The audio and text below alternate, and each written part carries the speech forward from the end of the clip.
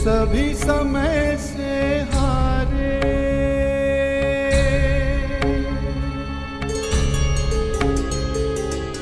समय सी शक्ति है, सभी समय से हारे। राजा हो या रंक सभी बनते रहे बेचारे।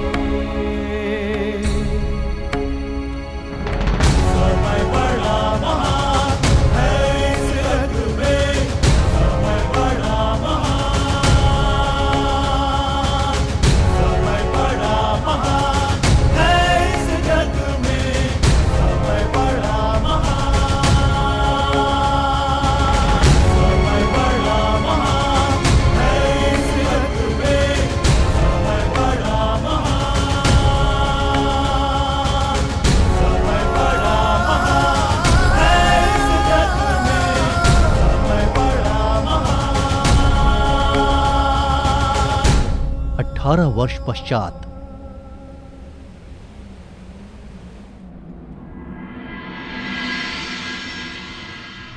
तो कुरुकुल की अगली पीढ़ी अपना प्रशिक्षण पूर्ण कर चुकी है धर्मराज। जी माधव, परीक्षित और वृषकेतु दोनों ने दीक्षा प्राप्त कर ली। अब सत्ता को अगली पीढ़ी में हस्तांतरित करने का समय आ गया। परंतु माधव महाराज,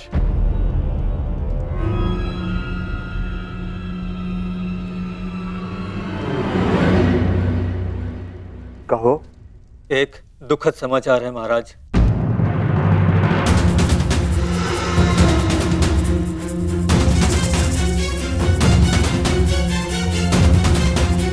अभयदान दिया, बोलो क्या समाचार है? राजमाता कुंती। क्या हुआ है माता कुंती को?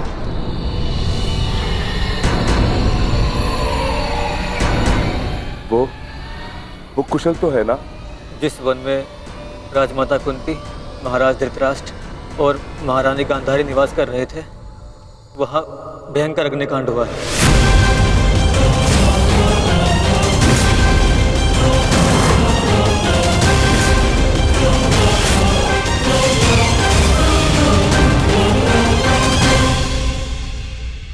और वो तीनों जलकर भस्म।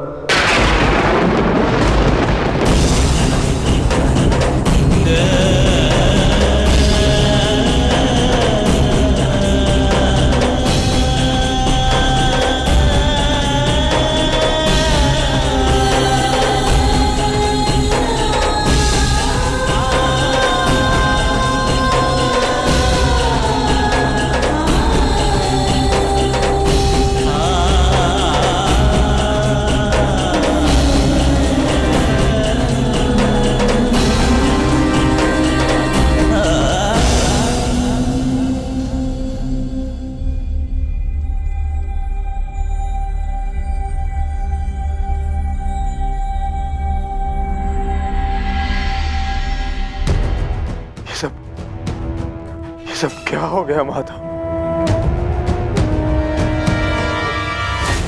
अचानक इस बात क्या हो गया?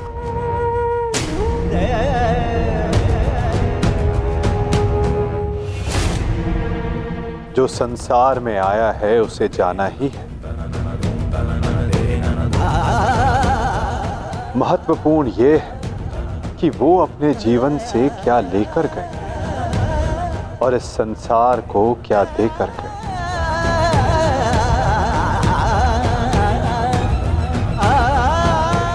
एक वृक्ष की जब पत्तियां झड़ती हैं तो वो वृक्ष पत्तियों के झड़ने का शोक नहीं मनाता, अपितु नई पत्तियों का स्वागत करता है, नवजीवन को आगे बढ़ाता है।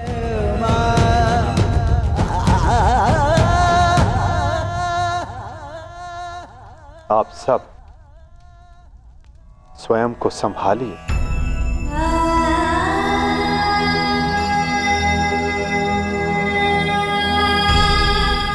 आप स्वयं को संभालो।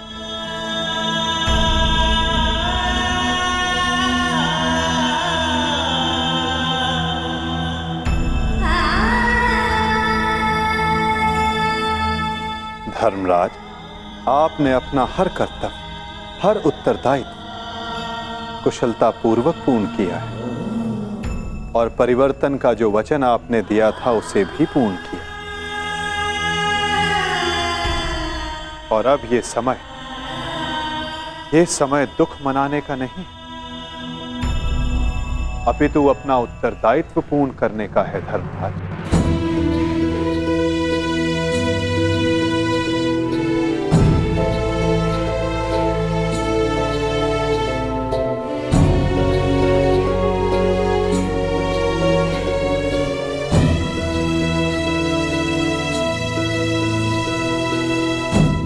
नई पीढ़ी का स्वागत करने के लिए सज्ज हो जाओ।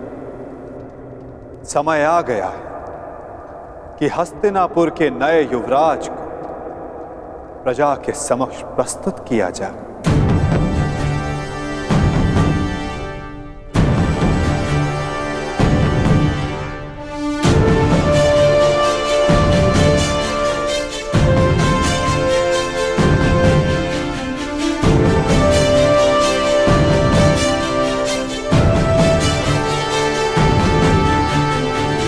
समय आ गया है कि हस्तिनापुर की ये सभा कुरु वंश की आने वाली नई पीढ़ी का स्वागत करे।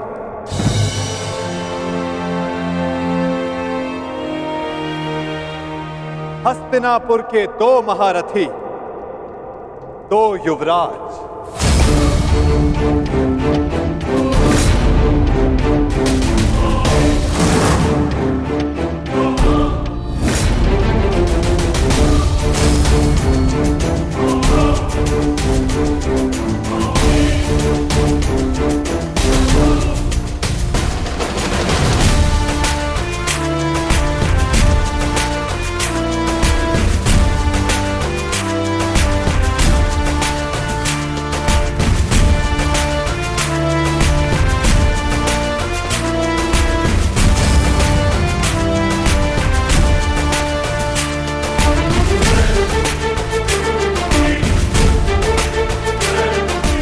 जिन्हें पांडवों ने स्वयं अपनी युद्ध कला के ज्ञान से प्रशिक्षित किया है, जिन्हें महाधनुधर अर्जुन ने धनुर्विद्या सिखाई,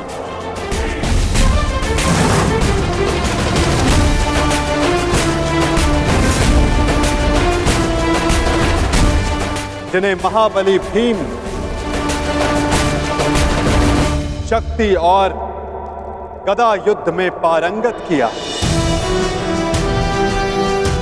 जिन्हें नकुल सहदेव ने खड़ग युद्ध में प्रशिक्षित किया, जिन भावी सम्राटों को धर्मराज युधिष्ठिर भाले के प्रहार के साथ साथ धर्म के ज्ञान का आधार भी दिया है।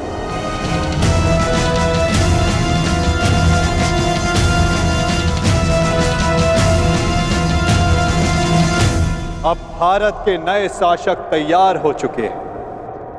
धर्म स्थापना के लिए नई पीढ़ी सज्ज हो चुकी है।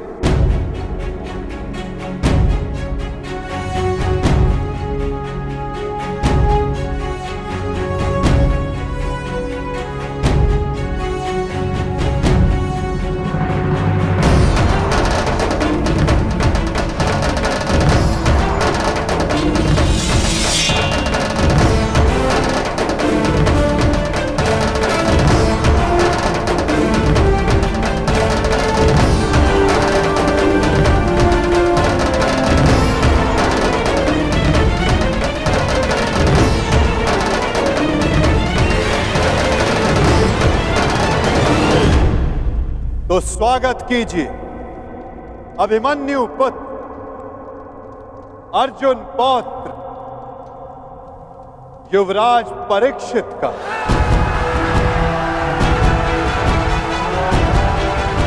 युवराज परीक्षित की, युवराज परीक्षित की, युवराज परीक्षित की, युवराज परीक्षित की, युवराज परीक्षित की,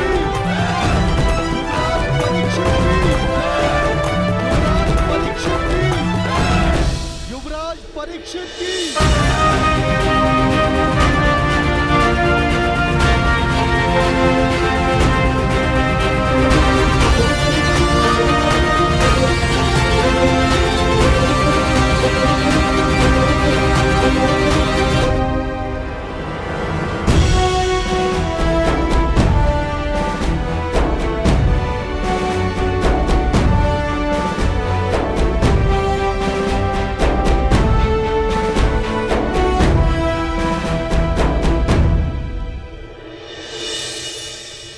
और अब स्वागत कीजिए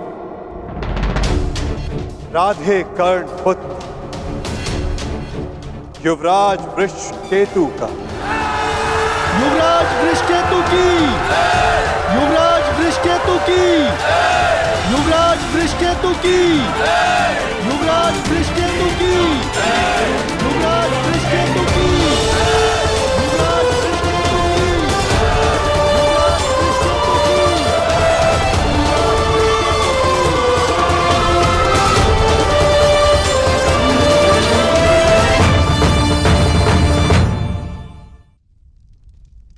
और अब स्वागत कीजिए राधे कर्ण पुत्र युवराज वृषकेतु का। युवराज वृषकेतु की, युवराज वृषकेतु की, युवराज वृषकेतु की, युवराज वृषकेतु की, युवराज वृषकेतु की, युवराज वृषकेतु की।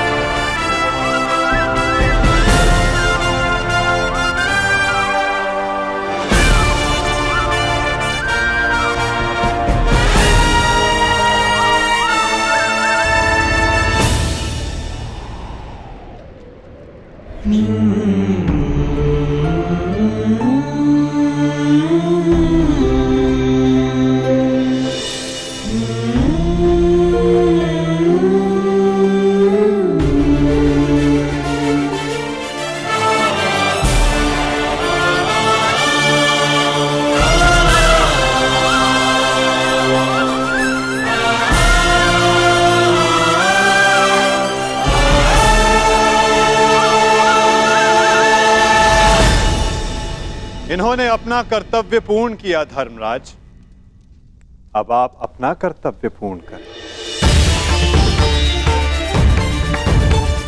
एक सम्राट का कर्तव्य होता है कि वो अपने उत्तराधिकारी को निष्पक्ष होकर चुने, केवल बल ही नहीं, बुद्धि प्रवीण हो, न्याय उचित, धर्म उचित हो। और मेरा धर्म ये कहता है न्याय और धर्म अनुसार हस्तिनापुर नरेश मेरे ज्येष्ठ भ्राता कर्ण के पुत्र वृषकेतु हो। युवराज वृषकेतु की, युवराज वृषकेतु की, युवराज वृषकेतु की,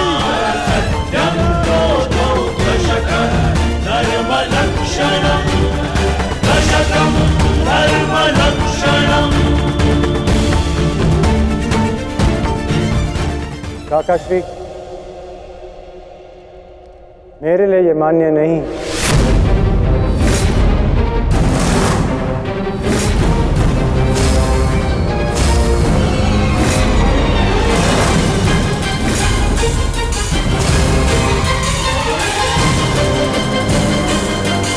पुत्र, सम्राट आपका न्याय उचित है, परंतु परीक्षित मुझसे ज्येष्ठ हैं, इसलिए न्याय अनुसार और धर्म अनुसार हस्तिनापुर के सम्राट केवल और केवल परीक्षित ही होने चाहिए।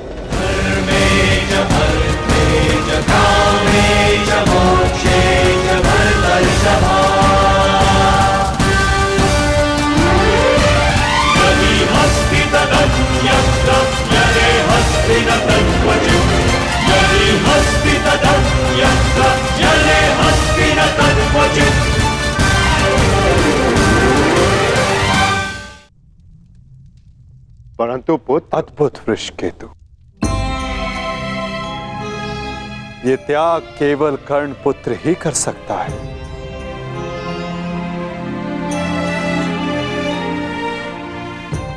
इस सभा ने छल देखा, बल देखा,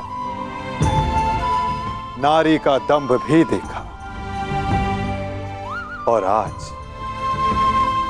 बंधु प्रेम और त्याग देख रहा है।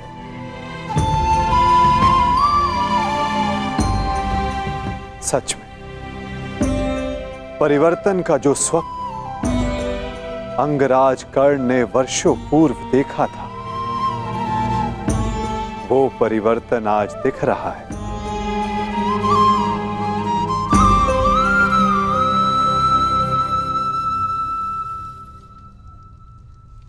धर्मराज युधिष्ठिर को न्याय उचित घोषणा ही करनी चाहिए।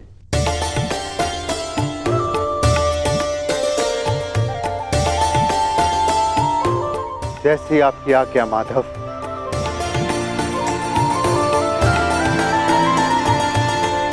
युवराज परीक्षित को हस्तिनापुर का सम्राट घोषित किया जाता है। युवराज परीक्षित की, युवराज परीक्षित की, युवराज परीक्षित की, युवराज परीक्षित की, युवराज परीक्षित की। परंतु ये अपूर्ण न्याय होगा। न्याय उचित यही होगा कि अंग पर ज्येष्ठ कर्ण के पश्चात अधिकार वृषकेतु का है और मैं वृषकेतु को अंग का नया राजा घोषित करता हूं। महाराज वृषकेतु की, महाराज वृषकेतु की, महाराज वृषकेतु की। और अंग के साथ साथ इंद्रप्रस्थ भी वृषकेतु के नियंत्रण में होगा। अंगराज वृषकेतु की, अंगराज वृषकेतु की, अंगराज वृषकेतु की।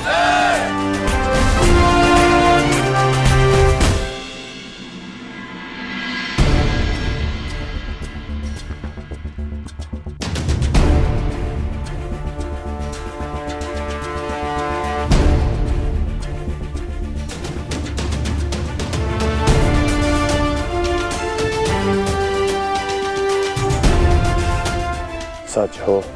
मैं तो आरंभ से ही सज हूं।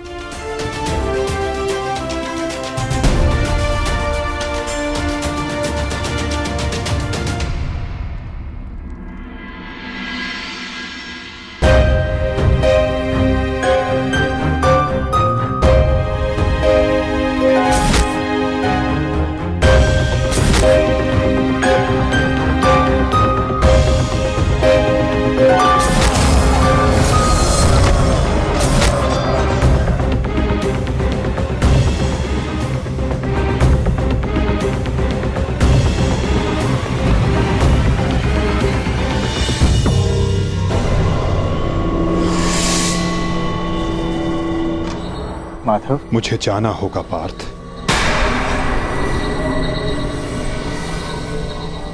परंतु माधव। नहीं पार्थ, नियति मुझे पुकार रही है।